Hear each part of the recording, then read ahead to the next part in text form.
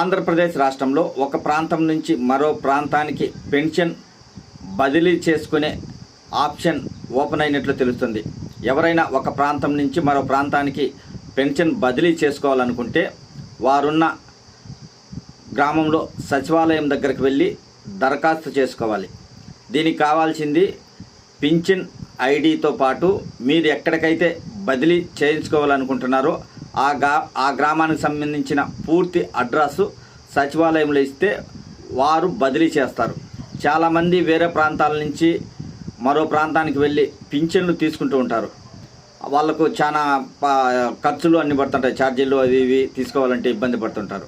అలాంటి వారి కోసం ఈ అవకాశం రాష్ట్ర ప్రభుత్వం కల్పిస్తున్నట్లు తెలుస్తుంది. పూర్తి సమాచారం తెలుసుకొని మీ సచివాలయంకి వెళ్ళి పింఛన్లు అర్హులైన వారున్న ప్రాంతానికి బదిలీ చేసుకోవచ్చు.